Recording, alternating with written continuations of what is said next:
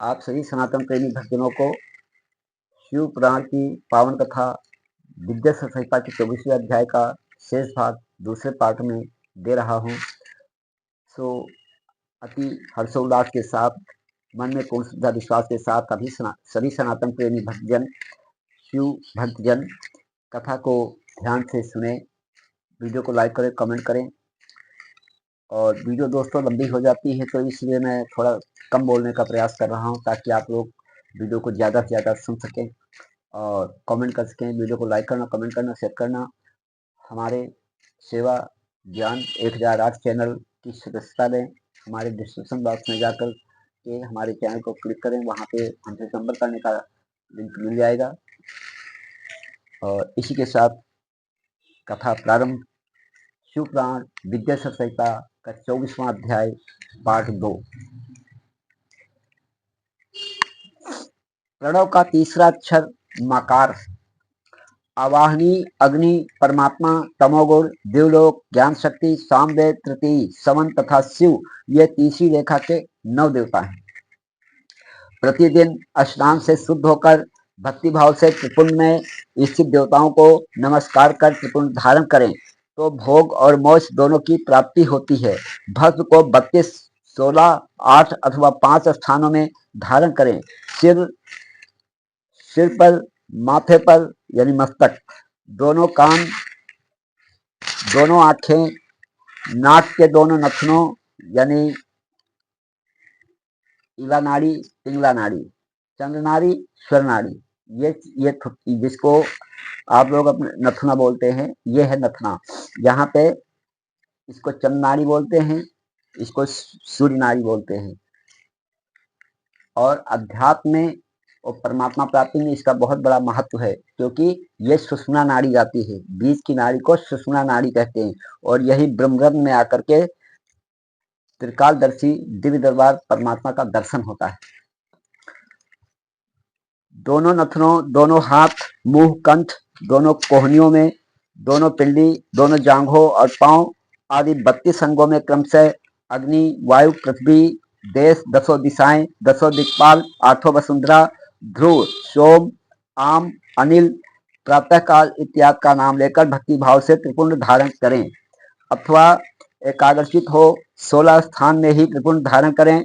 सिर, माथा, कंठ, दोनों कंधों, दोनों हाथों, दोनों कोहनियों तथा दोनों कलाइयों, हृदय, नाभि, दोनों पसलियों एवं पिंड में त्रिपुंड लगाकर इन 16 अंगों में धारण करें।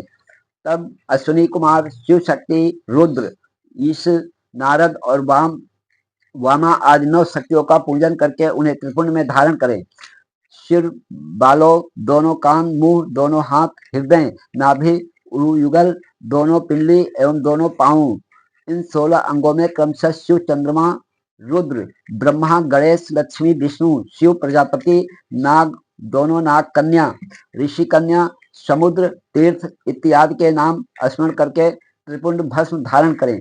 माथा, दोनों कान, दोनों कंधे, छाती, नाभि एवं गृह अंग आदि 8 अंगों में सप्तऋषि ब्राह्मणों का नाम लेकर भस्म धारण करें, अथवा मस्तक, दोनों भुजाएं, हृदय और नाभि, इन 5 स्थानों को भस्म धारण करने के योग्य बताया गया है। देश तथा काल को ध्यान में रखकर भस्म को अभिमंत्रित करना चाहिए तथा भस्म को जल में मिलाना चाहिए। त्रिनेत्रधारी, सभी गुणों के आधार तथा सभी देवताओं के जनक और ब्रह्मा एवं रुद्र की उत्पत्ति करने वाले परम ब्रह्म परमात्मा शिव का ध्यान करते हुए ओम नमः शिवाय मंत्र को बोलते हुए माथे एवं अंगों पर त्रिपुंड धारण करें। सभी शिव प्रेमी भक्तजन, आपको शिव पुराण दिग्गज संहिता के 24वें अध्याय की दूसरे पार्ट में यह कथा संपूर्ण रूप से सुना दिया हूँ, जिस प्रकार से लिखा है। दोस्तों, अब कुछ बातें मैं आप लोगों को अपनी तरफ से बता रहा हूँ। देखिए दोस्तों, प्रेमी भक्तजनों, श्रद्धा भक्ति भाव से कथा को सुने, चिंतन करें, विचार करें, मनन करें, फिर उसको अपना करके अपने जीवन में उतारे, अपने कर्मों में। तो दोस्तों, आज की भाग दौड़ भरी जिंदगी में लोगों के पास इतना सारा कर्म करने का समय नहीं रह गया है। प्राचीन काल के ऋषि मुनि जो त्याग तपस्या करते थे, साधु संत महात्मा करते थे, वो आज के टाइम पे हर प्राणी के लिए, हर मनुष्य के लिए संभव नहीं है, क्योंकि यदि वो अपने गृहस्थ आश्रम में, अपने परिवार में, अपने बच्चों में व्यस्तता के कारण उसके पास टाइम ही नहीं है कि वो इतना सारा आडंबर आडंबर इसलिए कह रहा हूँ कि आज के समय में लोग इसे आडंबर की संज्ञा देते हैं, लेकिन ये आडंबर नहीं है, सत्कर्म है। और ऐसा मानव जीवन का धर्म है, कर्तव्य है कि इन नियमों से हमको भस्म धारण करना चाहिए। परंतु समय का अभाव होने के कारण मनुष्य के लिए सीधा सा विकल्प आज इस घोर कलयुग में जो परमात्मा प्राप्ति का सही उपाय है, वो इस प्रकार से करके आप अपने जीवन को सफल बना सकते हैं। तो उसकी युक्ति मैं बता रहा हूँ। श्री रामचरितमानस के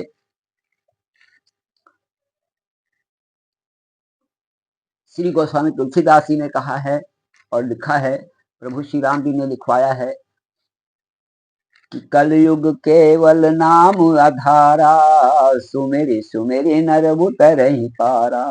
तो दोस्तों, कोई नौकरी करता है, कोई सर्विस वाला है, कोई धंधा बिजनेस रोजगार वाला है, तो गृहस्थ आश्रम के आदमी के पास इतना समय नहीं होता है कि वो इतने सारे कर्म कर सके। तो उसके लिए सीधा सा उपाय है कि कलयुग केवल नाम आधारा। ये जो कलयुग का युग है ना, इसमें सिर्फ नाम जपने से, आत्मा के सच्चे भाव से बुरे कर्मों का, बुरी सोच का त्याग कर दें और अच्छे भाव से, अच्छे विचारों से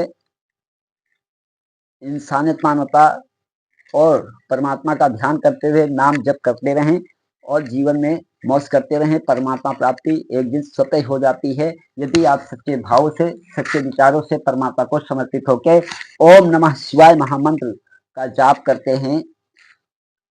11 माला के रूप में, 51 माला के रूप में, 21 माला के रूप में जाप कर सकते हैं।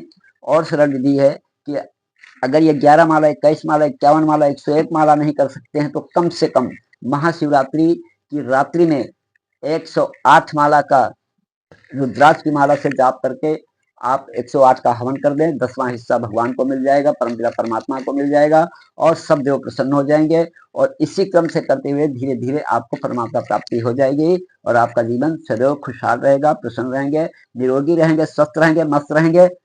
और यही हमारा शुभ आशीर्वाद भी है। परमात्मा भी यही चाहते हैं कि परमात्मा का ध्यान चिंतन करते हुए, मानव जन्म अनमोल है, इस मानव जन्म अनमोल में आप परमात्मा का ध्यान करें, चिंतन करें, मनन करें और ओम नमः शिवाय महामंत्र का जाप करके अपने जीवन को सर्व शुभ मंगल में, अपने जीवन का कल्याण करें।